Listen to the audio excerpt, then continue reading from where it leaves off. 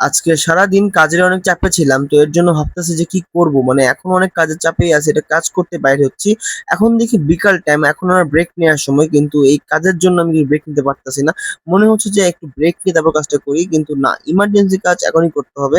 তো গেলাম কাজটা করতে। তো যাচ্ছি কিন্তু মনে হচ্ছে যে এখন একটু ব্রেক নেওয়া দরকার ছিল।